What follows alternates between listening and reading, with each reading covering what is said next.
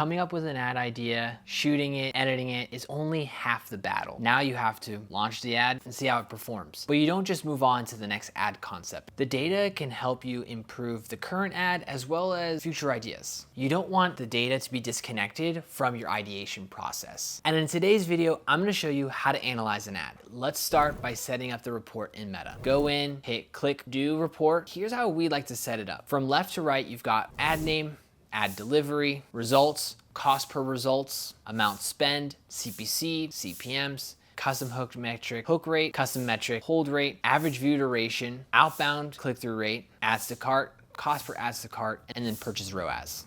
Now let's break down each of those columns. First is the ad name. It's the name of the ad. I like to look at the data from an ad level. Ad delivery is just letting you know if the ad is currently active or not active right now. Results is the website purchases, because most of us are going to be doing e-commerce ad. So it's just how many purchases did this ad bring. Cost per result is amount spend divided by the results. How much money ad spend did it take to get one result? Amount spend is how much ad dollars is going towards that specific ad. I actually like to sort from most spent down to least spent in terms of the ad report, because usually top spenders are also the top performers. CPC is just cost per click. So that's amount spend divided by the clicks. This metric is helpful to see if the ad is staying efficient over a long period of time. If you see the CPC is starting to rise, then you can consider this to be ad fatigue. CPMs is cost per mille. So of the 1,000 impressions, how much did it cost to get it? Again, same with CPC. I like to use this as a way to see how it is efficiently spending, or if not, if something was efficient, but over a long period of time, as it's starting to get more and more spend and the CPMs are starting to really rise, then again, you're going to start to see some signs of ad fatigue. Hook rate is the 3-second views divided by impressions. This is a custom metric that you can create yourself in Facebook Ads Manager. What we want to see is, of the people who viewed the ad, how many people actually got past 3 seconds. Hold rate, also a custom metric that you can build in Facebook Ads Manager, and that is through plays divided by 3-second views. So of the people who got through the first 3 seconds, how many of them actually watched to the very end of the ad? Average view duration is, on average, how long do people view? So how many seconds did people view of your ad? Unique CTR is click-through rate, and it is just allowing you to see, of the impressions, what's the percentage of people that actually click through. Ads to cart is how many people added items on your website to their cart. Cost per ads to cart is just the amount spent divided by ads to cart, and really you're just trying to figure out how much does it cost to get people to get into adding their items to the cart. The last is purchase ROAS. So we want to see what's the return on ad spend. If you are getting $1 in, you want to be able to see, am I getting $3 back? That's a 3 ROAS. Or if I'm getting $2 back in revenue, that's a 2 ROAS. If you put $1 into Facebook, but you're only getting 50 cents back, that's a 0.5 ROAS. That is the overall setup of the report. But let's actually talk about, how do you use this data to improve your current ads and help you improve your ideation for future ideas. There's 5 stages when it comes to analyzing ads. The first stage is the goal of the ad.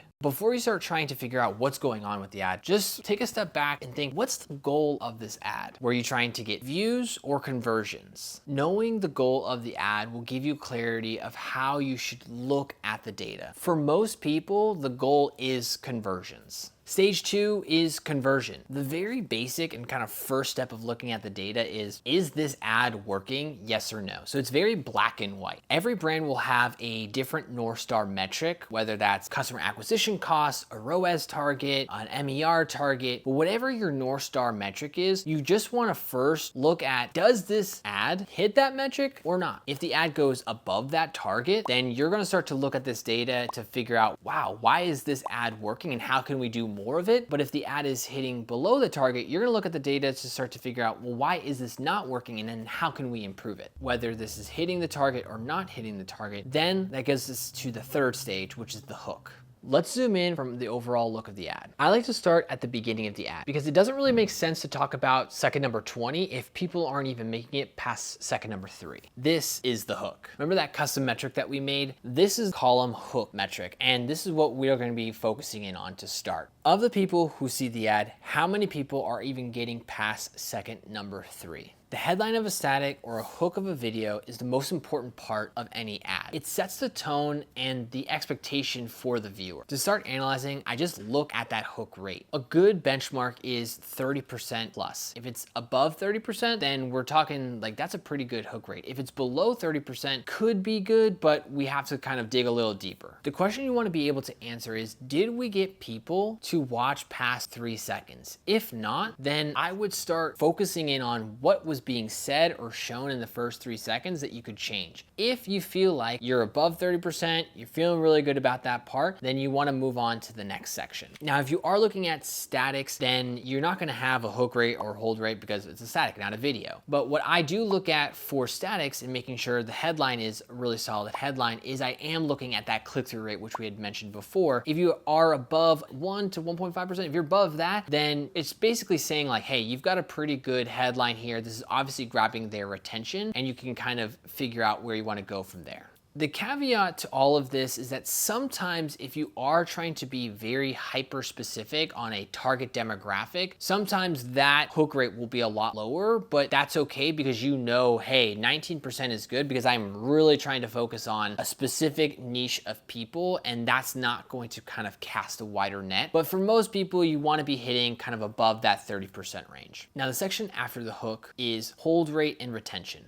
You can do crazy things to have a high hook rate, but that's clickbait. So you don't want to over optimize for a hook rate just to have a higher hook rate. There isn't a correlation between hook rate and purchases. So if you are just focused on getting a really good hook, that doesn't necessarily mean that you're getting purchases and conversions, which is, again, the true goal of creating an ad in the first place. So yes, you want people to get past the first 3 seconds, but you also want to continue that narrative across the whole ad. And that's why I look at hold rate and other retention metrics. A good hold rate is 15% plus. If your hold rate is below 15%, then I would start to kind of figure out what worked in the hook that just didn't correlate or didn't continue on after the hook. And if it's above 15%, then I would be looking at, okay, well, what was being said that made people want to continue to watch? One thing that I like to do is look at the average view duration. And this is the second number which most people on average are dropping off at. So this kind of pinpoints maybe where something gets a little bit more confusing or where people start to kind of get bored. So if you're trying to think about which part of the ad you want to fix after the hook, it should be somewhere where the average view duration kind of lands. What happened between second number 3 and 6 that made people either get bored, confused, or just wanted to swipe away? Did I fulfill on my expectation that I set in the hook? The key is to watch the ad back. You don't want to look at data isolated from the actual creative itself. So as you are looking at these data points, you want to go back and actually watch the videos so that you can actually help create new ideas or kind of figure out what are the edits that you want to change or fix. Connecting data to watching the ad back is something that most people don't do. They might look at the data and say, oh, this hook worked or didn't work, but they're not actually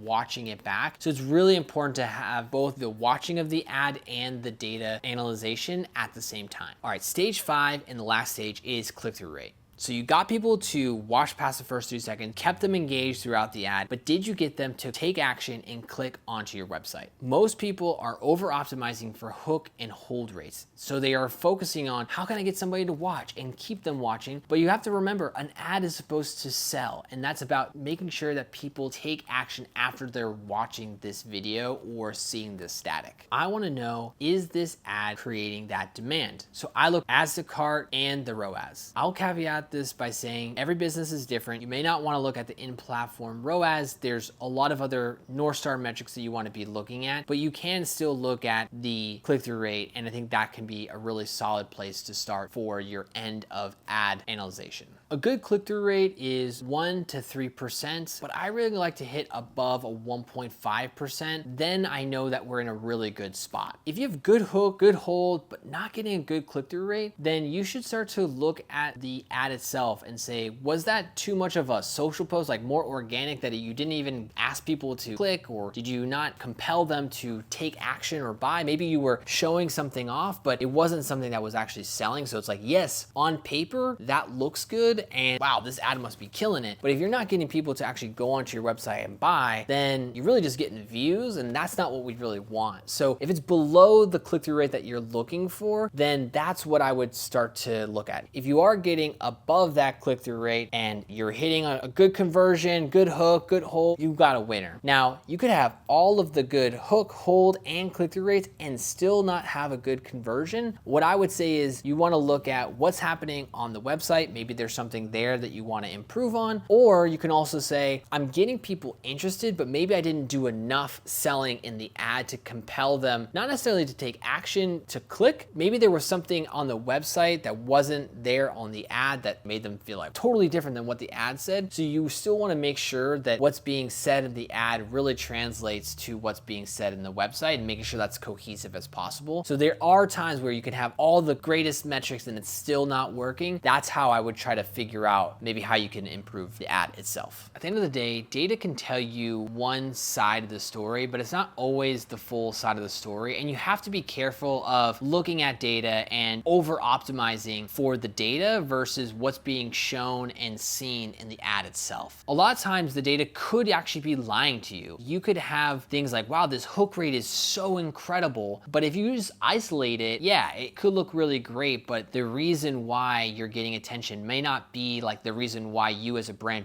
want that attention, right? So not all attention is good attention. Not all viewers are the right viewers. At the end of the day, whenever you make any piece of content, should be to get the right people to watch your ad, to efficiently spend your capital, to then get more people onto your site to actually buy your product. You are not here for views, you're here for purchases. So you want to make sure that the data is helping you better improve your ads and better improve your ideation to get more purchases versus I'm just going to try to get highest hook rate possible or most watch time possible, but not really think about how is that actually helping you with conversion itself. And depending on if you're selling just on your website or maybe you're more omni-channel, so you're selling in retail or in Amazon, there's a lot of ways you want to be looking at the metrics. And that kind of makes the point of your business is unique, right? So not everybody is going to have the same exact view of the data, right? So a hook rate of 30% might be really great for some people and may not be enough for others, right? Or a ROAS of 2 may be great for some people, but not great for other people. Every business has its own needs, and you should kind of create your own benchmarks within each of these columns, but you want to make sure that you're not over optimizing and you're not thinking about your holistic business needs when you're looking at the ad data itself. At the end of the day, my process is really built off of Claude Hopkins' scientific advertising, and it's really just the scientific method, something that you learned in 5th grade science class. It really starts with this. You define a question, you gather information and observe, you form a hypothesis, you test that hypothesis, you get the data back and analyze it, you interpret that data and draw conclusions based off that hypothesis, and then you retest. The same is true in science as it is in advertising. This simple framework is been done for 100 years since Claude Hopkins really kind of coined the term scientific advertising, and you don't need to reinvent the wheel. It's great that we have a lot of access to data, but knowing how to use that data to your advantage versus overwhelming you or over optimizing for the wrong things is really important. That's why we took the time to break down every single column, every single ad metric that we look at here in Goodo Studios. Hopefully this video was helpful. If you have any other questions, feel free to reach out, and that's it. All right,